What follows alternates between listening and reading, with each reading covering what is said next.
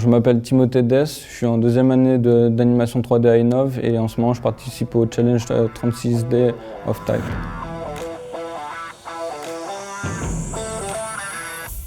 36 Days of Type, c'est un challenge annuel qui justement rassemble tous les artistes, que ce soit graphique, dessin, calligraphie ou même 3D, autour d'un même thème, donc la typographie. Et au cours des 36 jours, on doit tous les jours créer une lettre et ensuite les chiffres de 0 à 9.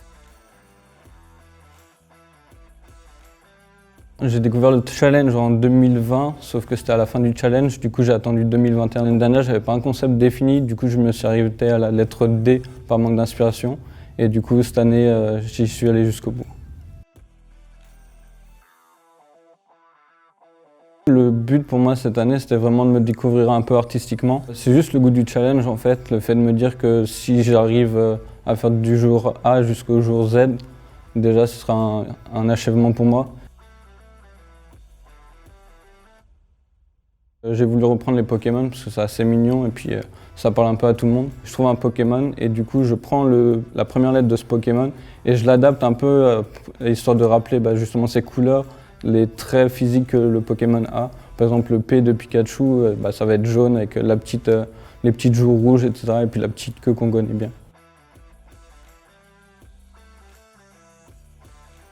Alors c'est dur de choisir parce qu'il y en a déjà 26. Mais je dirais que c'est le E et le N, parce que je trouve que c'est ceux qui sont le plus travaillés. Et après, évidemment, le P de Pikachu, parce qu'il est mignon, quoi. Le H en particulier, je suis pas du tout fan du tout.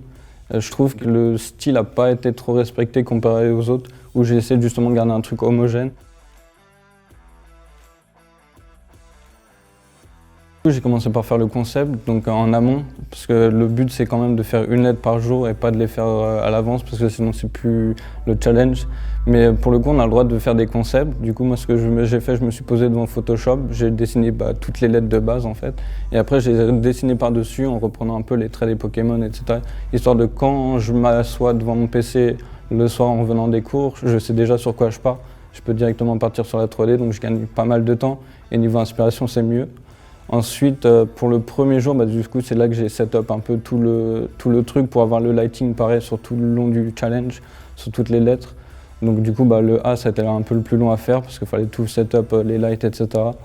Donc il y avait quelques trucs qui changeaient par rapport aux autres lettres. Donc en gros, j'avais une backlight pour éclairer un peu l'arrière, une ambient light qui allait changer en fonction de la couleur principale du Pokémon pour justement mixer un peu le tout au niveau de l'atmosphère, et après sinon le backdrop qui reprenait la couleur du Pokémon en particulier.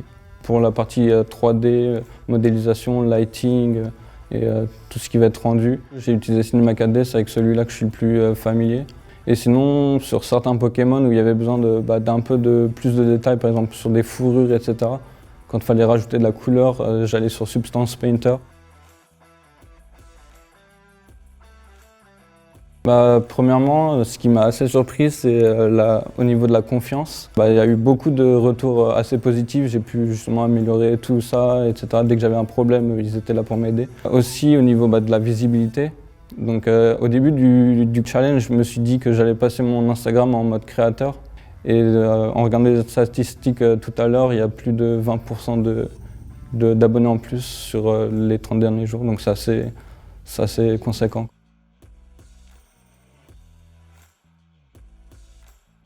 Je suis déjà en train de penser au concept de l'année prochaine. L'année dernière, il y avait un artiste que je suis sur les réseaux sociaux qui avait fait un truc assez sympa.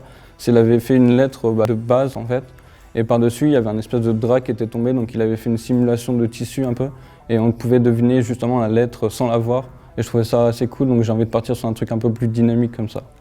J'ai un gros projet dans les mois à venir parce que du coup le fait que je bosse dessus H24, ça a un peu énervé ma copine parce que je l'ai laissé un peu de côté. Du coup elle a eu une idée pour justement me laisser faire mes challenges mais en même temps participer. Elle s'est acheté un fond vert, des lights, etc. Et ce qu'elle veut faire c'est en fait de la photographie d'elle-même et que moi après je fasse les décors en 3D et que je l'intègre dedans, donc ça va venir dans les mois à suivre.